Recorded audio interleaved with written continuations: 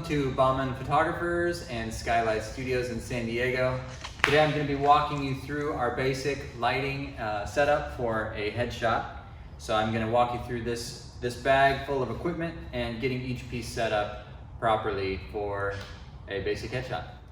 In this bag you will find light stands, lights, and a light modifier. These are the basic essentials that you're going to need.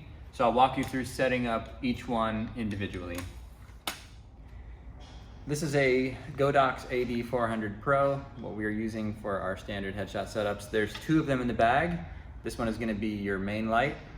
To get started with it, all you need to do is line up the studs with the holes on the back and make sure that it's facing the right way and slide that in, and then click it in. And then when you turn on the power, the power button is here, and there's going to be two things you're going to need to do. Click the power button and then rotate the dial as it tells you to, and they have been turned on. The main light is going to be set to group A, and your hair light, if you're using one, is going to be set to group B. If it is not already on group A, all you have to do is come up here to the group button in the upper right hand corner, click that a couple times, it goes to E and then back to A. So you're in group A for your main light. So this light is going to be going on one of the bigger stands, and the light modifier is going to be going on that. I like to put the light modifier on first, so I'll show you how to do that. So you're going to start by setting up your light stand so you have something to put your light on. And just make sure this knob is loose enough to open up the legs, nice and level and wide. And I like to put my light modifier, my softbox, on before the light, because it's easier to place the softbox over the light stand than it is to put it over the light on the light stand. It's a small opening here. So you're going to open up your softbox just like a standard umbrella, lock it in place, and then put the small opening over the light stand so you can set your light here. Once your light is on the stand and locked into place, there is a small little opening down here for the rod of the umbrella to go through. So you're going to just bring the umbrella back up and slide that rod through that slot.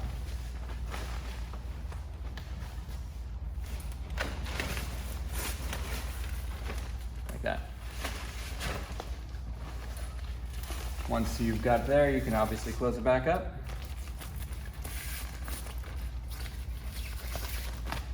And you're ready to go. Once your softbox is set up, you can set up your reflector. So just take another stand. It can be a medium-sized stand, and this is your reflector holder. Your reflector is going to be in the outside pouch usually. So you can pull that out and pop it open. And this is just going to go into these openings on here. These are a little bit tricky. The way I like to do it is bring my hand behind and open the clamps like that. And then once you have that one done, you can release this so that you get just enough distance to be able to do this one. Same thing on this one, just slide it back, pinch it back, and snap it on there. This is gonna go onto your light stand here, so we can bring that up and set this onto here. Once this is locked into place,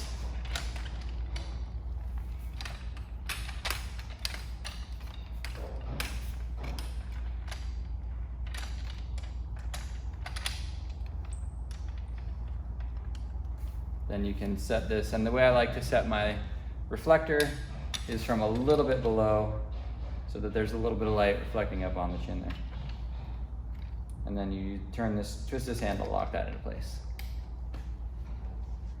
So this is going to be your second kind of optional hair light. I like to use this for people with good long hair. If they have not much hair, then it can just make a lot of glare and it's not the greatest look. So I turn this on for people that have good hair. So this one's gonna go just like the other one, snap the battery on, turn it on, rotate, and this one's already on group B, so if it wasn't, I would cycle through this and to group B.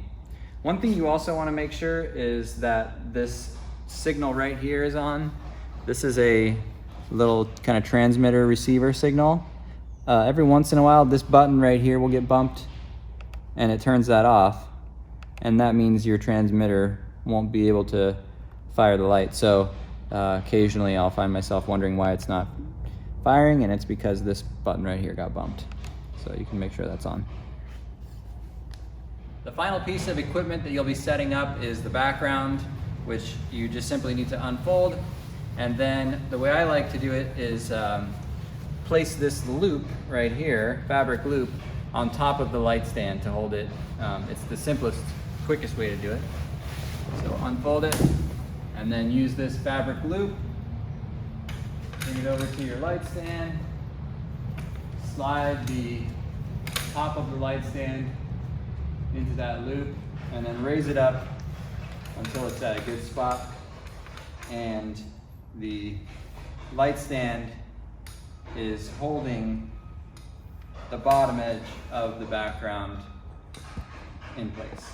Now that everything is assembled, you'll just be putting it in place. I will show you roughly where everything should go. Assuming that I am the subject, you'll have them a few feet in front of the background. If you're too close, you'll get some shadows cast, and it will also be sharper, and we want to keep it a little bit blurry. So if you pull them forward a little bit, it'll drop out the focus on the background a little. So bring the subject forward from the background a little bit. This light here, your main light, they should be facing that light just a little with their body and shoulders, and then have their head toward you, toward the camera. This light shouldn't be directly pointed at the subject, but instead feathered a little bit this way. So this edge, the far edge of it, should just be barely kind of facing the subject there, and a lot of the rest of the light can kind of come spilling across this way.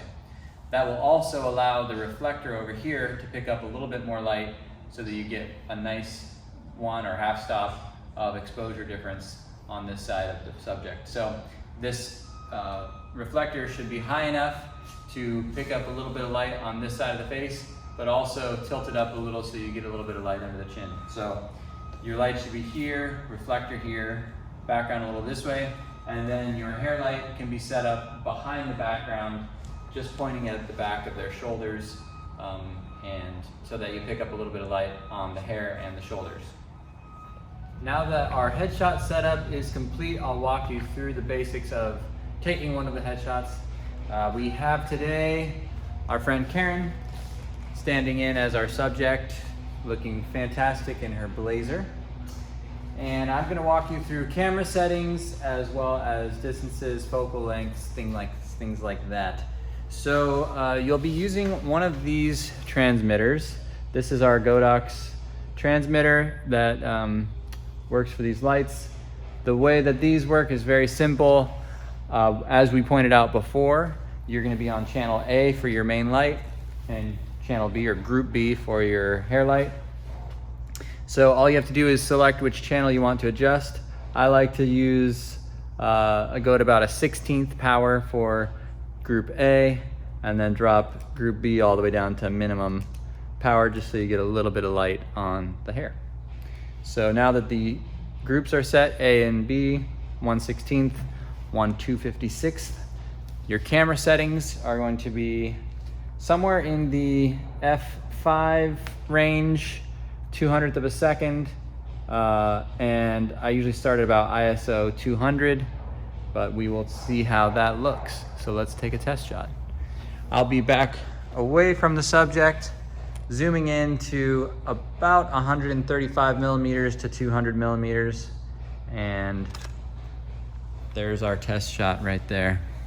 Let's replay that so you can take a look at how Karen is looking. That is pretty good. Let's see, we got a decent amount of light. We might be one stop too bright, but let's say maybe we stop down to 160 ISO. Aaron, turn your head toward the camera a little bit more.